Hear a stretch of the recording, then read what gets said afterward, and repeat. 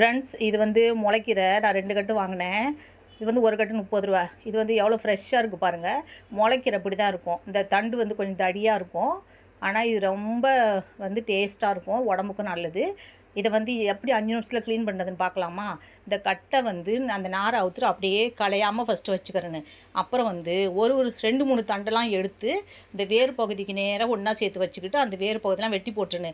முளைக்கீரை வந்து வேரை மட்டும் வெட்டிட்டு அடிப்பகுதி வரைக்கும் போடலாம். பொரியல் பண்ணாலும், கூட்டு வச்சாலும், சாம்பார் வச்சாலும் நல்ல டேஸ்ட்டாக இருக்கும். அதே போல் பாருங்கள், 2-3 தண்டை எடுத்து இந்த மாதிரி வச்சுக்கலாம். ஒரு சிலர் கீரை க்ளீன் பண்ண லேட் ஆகுதுன்னு நிறைய கீரை செய்ய மாட்டாங்க அடிக்கடி. இது மாதிரி செஞ்சு பாருங்கள், 5 நிமிஷம் தான். எந்த கீரையாக இருந்தாலும் இந்த மாதிரி பண்ணுங்கள். இந்த மாதிரி வேர் பகுதியெல்லாம் ஒன்றா சேர்த்து வச்சுக்கலாம். வச்சுக்கிட்டு தேவையில்லாத பகுதியெல்லாம் வந்து கட் பண்ணி போட்டோன்னா அவ்வளோதான். இதை வந்து நம்ம பொரியலுக்கு எந்த சைஸில் வேணுமோ அலசி எடுத்த பிறகு பொரியலுக்குனா பொடியாக வெட்டிக்கலாம், சாம்பாருக்குனா கொஞ்சம் பெருசாக வெட்டிக்கலாம். நம்மளுக்கு எந்த சைஸ் வேணுமோ அந்த சைஸ் வெட்டி யூஸ் பண்ணிக்கலாம். ஆனால் இப்போ கீரை அலசும் போது நல்லா மூழ்கிற அளவு விட்டு அலசினா தான் இந்த தூசிலாம் போவோம். இதே போல் நீங்களும் ஆஞ்சு பாருங்கள். நன்றி.